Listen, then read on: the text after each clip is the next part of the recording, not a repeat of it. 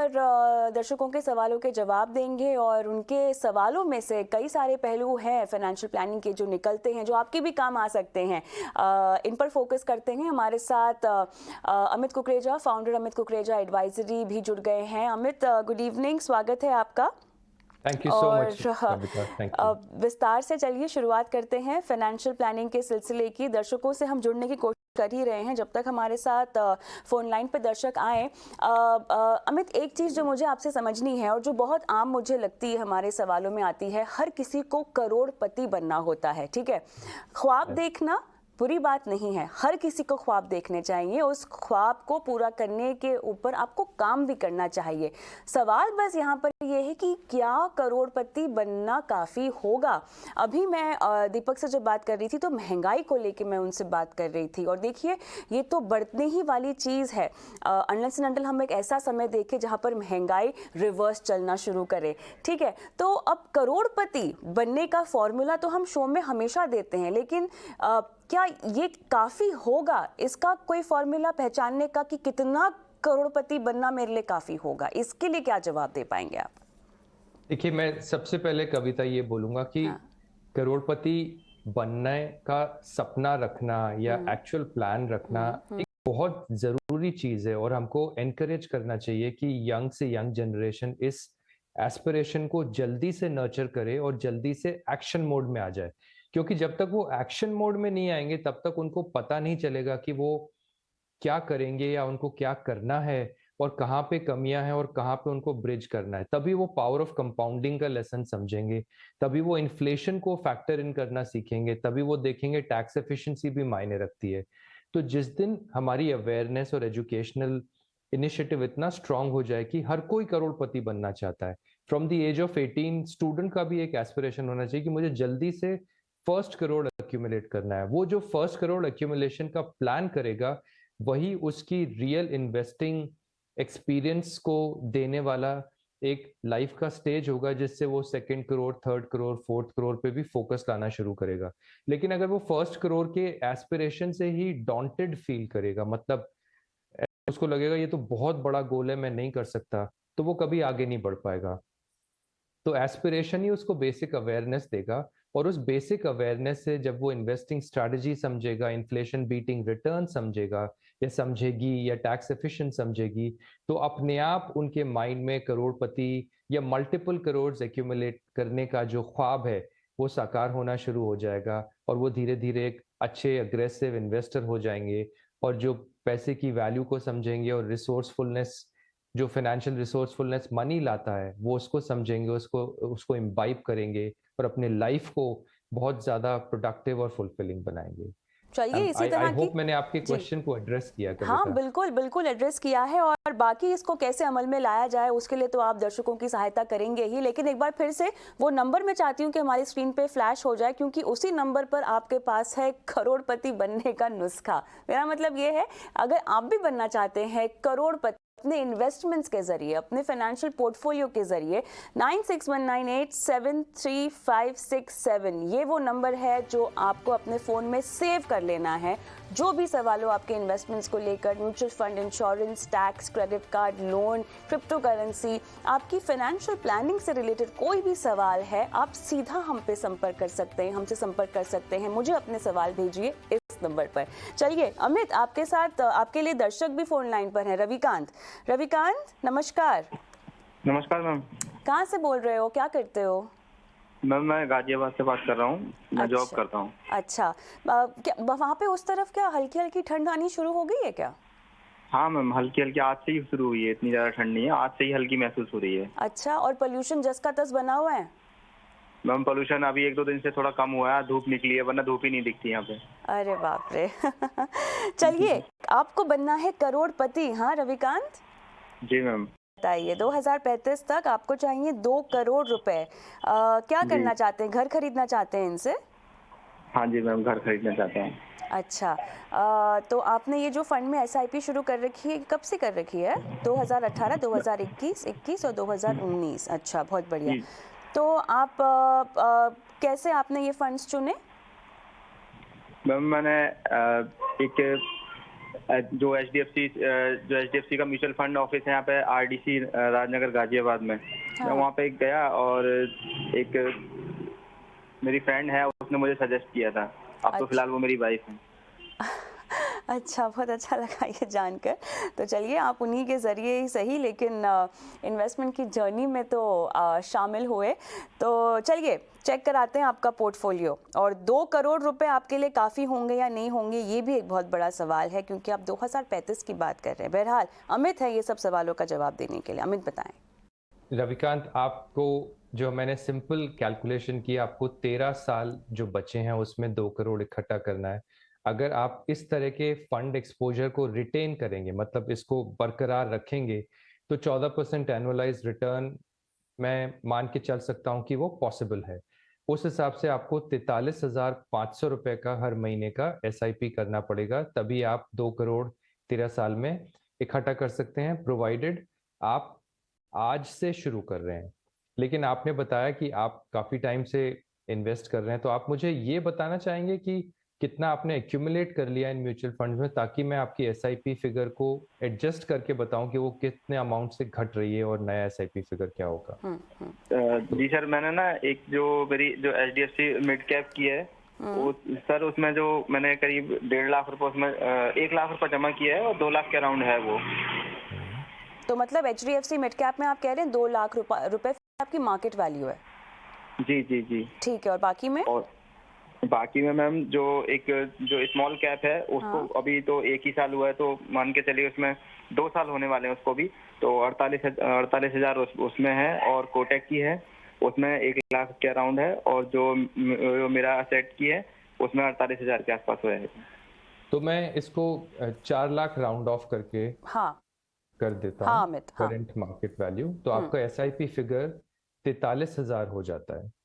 14% जो कि एक अग्रेसिव रेट ऑफ रिटर्न है। 13 साल में आपका एसआईपी फिगर 43,500 से घट के 43,000 ही हुआ, ज्यादा कम नहीं हुआ रविकांत, आई एम सॉरी, क्योंकि 4 लाख और 2 करोड़ में बहुत बड़ा गैप है। तो 4 लाख से सिर्फ 500 रुपए की एसआईपी आपकी कम हुई आने वाले टाइम में। लेकिन मैं ना बड़ा ऑप्टिमिस्टिक आदमी हूं। मैं आपको यही बोलूंगा, जितना भी बेस्ट आप कर सकते हैं कीजिए, क्योंकि एक वो वक्त भी आएगा जब आपकी एसआईपी लिमिट, आपकी एसआईपी की रिक्वायरमेंट कम होगी और आपकी इन्वेस्टिंग कैपेसिटी बहुत ज्यादा हो चुकी होगी। तो वो वक्त इस शॉर्टफॉल को एडजस्ट कर देगा। तो जो भी आप बेस्ट इन्वेस्ट कर सकते हैं इन स्कीम्स में, आपकी चारों स्कीम्स अच्छी हैं। आप डायरेक्ट प्लान करते हैं या रेगुलर प्लान करते हैं रविकांत? नहीं सर, मैं डायरेक्ट ही करता हूँ खुद ही। अब कैसे किसी से मैंने अपने आप ही बनाया अपना पोर्टफोलियो। ठीक है जी, तो डायरेक्ट प्लान्स करते हैं, अच्छे हैं। टाइम टू टाइम रिव्यू कीजिए, शोज में जहाँ पे आपको जो बेस्ट एडवाइस मिल सकती है वहां से एडवाइस गैदर कीजिए, और जो बेस्ट आप कर सकते हैं करते रहिए। लेकिन आपको अच्छे रिटर्न्स के साथ ये मल्टीपल करोड़ का पोर्टफोलियो बनाना पड़ेगा, क्योंकि इन्फ्लेशन जिस रेट से चल रहा है 6-7-8%, ये आपके पोर्टफोलियो को ना इरोड कर देगा, मतलब परचेजिंग पावर धीरे धीरे कम करता जाएगा। तो इक्विटी इन्वेस्टमेंट ही एक ऐसी इन्वेस्टमेंट है जो इन्फ्लेशन को बीट करते हुए आपको आपके लाइफ गोल्स को रियलाइज करने में काफी मदद करेगी। पोर्टफोलियो का मकसद ये होना चाहिए कि महंगाई को मात देने मैं वाला एक चीज और रिटर्न पूछना चाह रहा आपको दिया जाए। रविकांत, मेरे पास और भी बहुत सारे दर्शक हैं फोन लाइन पर। उम्मीद करते हैं कि आपको फिलहाल आपकी पोर्टफोलियो को लेकर समझाइश मिल गई हो। लेकिन अमित, क्योंकि आप सवाल का जवाब दे रहे थे रविकांत को, तो इस बीच कुछ दर्शकों ने हमें ईमेल भी किए हैं अपने सवाल। वो आपके पास नहीं होंगे, मैं वो डिटेल्स पढ़ देती हूँ, आप शायद नोट डाउन करना चाहें और उसके बाद सलाह देना चाहें। प्रकाश डाटवानी जी का सवाल उन्होंने अहमदाबाद से हमें भेजा है। अच्छा, इनके पास ना 2 SIPs हैं अमित, और ये 9 महीने से इन्वेस्ट कर रहे हैं, और दोनों फंड्स में ना ये 3-3 हज़ार रुपए की SIP कर रहे हैं। अब इन्हें 10 साल में चाहिए 1 करोड़ रुपए। ठीक है, अब फंड के नाम मैं आपको बता देती हूँ। एक्सिस ब्लू चिप है इनके पास, और मेरा एसेट है। मेरे एसेट में इन्होंने कौन सा फंड ले रखा है उसकी मेरे पास जानकारी नहीं है। बहरहाल ने मेरे एसेट नाम से बस AMC का नाम डाला हुआ है, तो खैर उसकी हमारे पास डिटेल नहीं है। लेकिन दोनों एक्सिस ब्लू चिप तो खैर आप रेकमेंड करेंगे? हाँ, एक्सिस ब्लू चिप लेटली थोड़ा परफॉर्मेंस उसका इम्प्रेसिव नहीं रहा है कविता। तो अगर मैं इनको कोई सजेशन या चेंज बोलना चाहूंगा तो मैं इनको बोलूंगा Canara Robeco blue chip equity would be a good choice for him. पर दूसरी कैटेगरी का फंड कौन सा होना चाहिए? हमें पता नहीं है कि ये कौन से मेरे एसेट की बात कर रहे हैं, कौन से फंड की बात कर रहे हैं, बट एक लार्ज कैप के साथ अगर किसी को करना हो शामिल अपने पोर्टफोलियो में कुछ, तो फिर किस कैटेगरी का फंड करना चाहिए? क्योंकि इनका एस्पिरेशन बड़ा है, 10 करोड़ का एस्पिरेशन है, तो इनको एक अच्छा सा फ्लेक्सी कैप या मल्टी कैप फंड लेना चाहिए, जैसे पराग पारिक फ्लेक्सी कैप है, या एसबीआई फोकस्ड इक्विटी है, या मेरा एसेट फोकस्ड इक्विटी, क्या पता वो मेरा एसेट फोकस्ड इक्विटी ही कर रहे हो। ये तीनों एक अच्छे फंड्स हैं जिसमें sectoral, thematic, large cap, mid cap, small cap allocation with time change होता रहता है। मैं उनको ये बताना चाहूंगा कि जी। इन्होंने अगर 9 महीने पहले इन्वेस्टमेंट शुरू किया है शॉर्ट में, हाँ, तो market has been very volatile for him, बिल्कुल तो सही। शायद ये अभी कन्विंस्ड भी नहीं हुए होंगे कि यहाँ पे करना चाहिए कि नहीं करना चाहिए। हाँ। तो it's just the beginning of equity investment. वैसे एक अप्रोक्सीमेट कैलकुलेशन मुझे आपसे चाहिए हो तो जी। 10 साल में 1 करोड़ जमा करने के लिए जी। कितने की एसआईपी हर महीना करनी होगी? बहुत सिंपल है, अगर हम 14% इंटरेस्ट रखें, एज्यूम करें, और ये एज्यूम करके चलते हैं कि इन्वेस्टर को flexi cap, multi cap, mid cap, large cap समझ में आता है और वो उस वॉलेटिलिटी को अपने साथ लेके चल सकता है, तो 14% के रेट ऑफ रिटर्न पे 1 करोड़ 10 साल में एक्यूमुलेट करने के लिए 34,160 रुपए की एसआईपी चाहिए, जो हम राउंड ऑफ करके 34,000 मान सकते हैं। चलिए, तो प्रकाश, अगर आप ये सवाल सुन रहे हैं तो आपके लिए ये सलाह है। आगे बढ़ेंगे। लक्ष्मण का भी सवाल ईमेल के जरिए आया है, अमित, और ये 23 साल के हैं, ठीक है, और अगले 20 साल के लिए इन्हें 3,000 और अगले 25 साल के लिए इन्हें 3,000 की दो एसआईपीज जो हैं वो शुरू करनी है।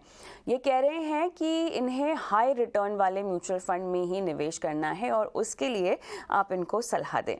मैं उम्मीद कर रही हूँ कि हाई रिटर्न को थोड़ा सा हाई रिस्क भी अगर समझ रहे हो तो बेहतर है। हालांकि 23 साल के हैं, बहुत अच्छा लगा जब इस एज ग्रुप के दर्शक हमें अपना सवाल भेजते हैं। कहीं ना कहीं ये पता चलता है कि निवेश को लेकर जागरूकता बढ़ रही है और वेल्थ क्रिएशन के बहाने ही सही, लेकिन लोगों ने इन्वेस्टमेंट की शुरुआत की है। अमित जी, कविता, इनके क्वेश्चन से मुझे एक बहुत इंपॉर्टेंट चीज शेयर करनी है, बट पहले मैं इनका क्वेश्चन आंसर कर देता हूं। तो ये एक अच्छा सा लार्ज या मिड कैप फंड चूज कर सकते हैं, जैसे Canara Robeco emerging equity fund है। एक फ्लेक्सी कैप चूज कर सकते हैं, पराग पारिक फ्लेक्सी कैप है, एसबीआई फोकस्ड इक्विटी है, या मेरा एसेट फोकस्ड इक्विटी है। इन 4 फंड में से अगर ये वॉलेटिलिटी को एम्ब्रेस कर सकते हैं तो कोई भी 2-3 फंड ये चूज कर सकते हैं। 23 साल की उम्र के लोगों का सबसे अच्छा गोल होता है कि मुझे जल्दी से फर्स्ट करोड़ एक्यूमुलेट करना है बाय द एज ऑफ 40। और मैं इन लोगों को ये बताना चाहता हूँ, इस एज ग्रुप वाले लोगों को, इनफैक्ट सारे यंगस्टर्स को, मिलेनियल्स को, कि प्लीज अपना first crore in financial assets जल्दी से जल्दी बनाए 40 साल तक। आप 40 साल तक का टाइम लीजिए, आपका एसआईपी फिगर भी ज्यादा नहीं होगा, आप आराम से कर सकते हैं। और 40 साल के बाद अपने उस एक्यूमुलेटेड 1 करोड़ को छोड़ दीजिए, आप उसमें और पैसे मत डालिए, and let the power of compounding show the magic in it. अगर 70 रूल ऑफ 72 लगाएं और 12% की रिटर्न भी होती है, तो हर 6 साल में वो पैसा डबल होगा। तो 40 साल में 1 करोड़ जमा किया हुआ है, 46 साल तक 2 करोड़ हो जाएगा, 52 साल तक 4 करोड़ हो जाएगा, और 58 साल तक 8 करोड़ हो जाएगा। और उन्होंने पैसा डाला भी नहीं होगा 40 साल के बाद। तो आप देखो, आप 58 साल तक आपके 8 करोड़ इसलिए बन जाएंगे क्योंकि आपने पहला करोड़ बनाने में अच्छी सी समझदारी, प्लानिंग की, और 40 साल तक पहला करोड़ जमा करके आपने उसको पावर ऑफ कंपाउंडिंग के हवाले छोड़ दिया कि अब आप इसको 8 टाइम्स कर दो, तो वो पैसा 8 टाइम्स हो गया, बाकी क्या है 18 साल में। ये मैं हाईलाइट करना चाहता था। बहुत बढ़िया तरीके से आपने जवाब दिया। अच्छा, राजेंद्र कुमार साहब फोन लाइन पर हमारे साथ हैं जो आपसे सवाल पूछना चाहते हैं। राजेंद्र जी नमस्कार सर, कहाँ से बोल रहे हैं? जी नमस्कार मैम, मैं राउरकेला उड़ीसा से बात कर रहा हूँ। उड़ीसा से, बताइए सर। जी, सब ठीक ठाक घर पे? बस मैं एम्प्लॉय हूँ। अच्छा, गवर्नमेंट एम्प्लॉय। अच्छा, और नेक्स्ट 10 इयर्स में मैं करोड़ इसका मैंने प्लान किया है, और कुछ एसआईपीज में लास्ट 3 ईयर से चल रहे हैं। ओके। 3 साल में और उसका डिटेल मैंने मैसेज किया है, मुझे याद तो नहीं है। जी, आपके फंड्स के नाम हमारे पास हैं। जी जी जी। तो आप अगले 10 साल में, अच्छा, मुझे ये बताएं तो रिटायरमेंट के मकसद से ये निवेश आपने शुरू किया है यस यस और अभी इस निवेश के अलावा आप 15,000 रुपये और डाल सकते हैं ना? यस यस यस ठीक है, चलिए अच्छा लगता है जब किसी सरकारी कर्मचारी की तरफ से हमें ये समझ में आता है, बिकॉज बहुत सारे ना ऐसे दर्शक होते हैं जो काफ़ी हद तक जो पेंशन मिलती है उस पर ही आश्रित रहना चाहते हैं, लेकिन आप जैसे जागरूक निवेशक जब सवाल भेजते हैं तो कहीं ना कहीं लगता है कि पेंशन के आगे भी लोग सोचते हैं और अगर वो सही निवेश रणनीति से पाया जा सके तो क्यों नहीं। अमित बताएं। राजेंद्र जी, आपका मैं देख रहा हूँ मंथली एसआईपी फिगर करीब 12,500 है, क्योंकि इसमें एक 500 रुपए पर वीक वाली एसआईपी भी है। तो 4-5 हफ्ते मान लें तो 2,000 से 2,500 का वो एसआईपी है। बहुत सिंपल कैलकुलेशन है। 1 करोड़ आपको 10 साल में जमा करना है, आपको 40,000 रुपए की एसआईपी करनी होगी। मैं मान के चल रहा हूँ अभी आपका म्यूचुअल फंड पोर्टफोलियो 0 से स्टार्ट हो रहा है, और अगर उसमें कुछ वैल्यू है और वो ज्यादा बड़ी वैल्यू नहीं है तो हम 0 के एजम्पशन से चलते हैं और 40,000 की एसआईपी बना के इसको 1 करोड़ बनाते हैं। 14% एनुअलाइज रिटर्न मैंने एज्यूम किया है। आप, मैं बोलूँगा सिर्फ 4 स्कीम में पैसा रखें। जो 4 मैं रिकमेंड कर रहा हूँ मैं उनके नाम बोलूंगा, और जो मैं रिकमेंडेशन से हटा रहा हूँ मैं उनको कॉल आउट नहीं करूंगा। मेरा एसेट इमर्जिंग ब्लू चिप बहुत अच्छा फंड है, 2,500 पर मंथ कीजिए। एसबीआई फोकस्ड इक्विटी बहुत अच्छा फंड है, 2,500 पर मंथ कीजिए। Tata S&P BSE Sensex index अच्छा फंड है, इंडेक्स फंड है, डेफिनेटली 2,500 मंथ कीजिए। यूटीआई निफ्टी इंडेक्स फंड है, 2,500 मंथ। तो आप 5,000 अगर इंडेक्स में डालें और बाकी के 5,000 लार्ज एंड मिड कैप या मल्टी कैप में डालें तो आपका एक बैलेंस नहीं, एक अच्छा अग्रेशन और इंडेक्स वाला पोर्टफोलियो बन जाता है, जो आपको अच्छा 13-14% का रिटर्न दे सकता है। हाँ, इन दोनों को आप इक्वल प्रोपोर्शन में रखें। अगर आपकी इन्वेस्टिंग कैपेसिटी 15,000 है तो दोनों में 7.5-7.5, मतलब एक कैटेगरी के जो 2 स्कीम है उसमें 7.5, दूसरी कैटेगरी के जो 2 इंडेक्स वाले हैं उसमें 7.5 टोटल डालिए। और जैसे जैसे आपकी सेविंग कैपेसिटी बढ़ते जाए वैसे वैसे आप इन्वेस्टिंग कैपेसिटी भी बढ़ाते जाइए। रिक्वायरमेंट आपकी 40,000 है, कर पा रहे हैं आप 12,500, तो आई होप आप बहुत जल्दी 40 के भी फिगर को सरपास करें और आप जल्दी से जल्दी अपने 1 करोड़ के वैल्यू को टच करें। राजेंद्र जी कोई सवाल पूछना चाहते हैं अमित से? मैम मेरे पास अभी जो है जो स्कीम उसको मैंने क्या चेंज करना है क्या? हाँ, तो जो जो स्कीम मैंने आपको बोले हैं कि आप उसमें और पैसा ना डालें, उसको चेंज मत कीजिए। वो पुअर परफॉर्मर्स नहीं है, लेकिन वो बेस्ट परफॉर्मर्स भी नहीं है। तो उसमें आप होल्ड कीजिए इन्वेस्टमेंट्स जब तक 1-2 साल में आपको अच्छा रिटर्न मिल जाए, और 2 साल के बाद वो टैक्स एफिशिएंट भी हो जाएगा। उस वक्त आप रिव्यू करके उनको आप सेल करके निकल जाइएगा। फिलहाल मैं सेल करने की रिकमेंडेशन नहीं दे रहा हूँ, लेकिन मैं ये रिकमेंडेशन दे रहा हूँ कि इन चारों स्कीम में आप और पैसा डालें, बाकियों में बंद कर दें। चलिए शो को आगे बढ़ाते हैं और सीधा रुख करते हैं निवेश के गुरु मंत्र की ओर।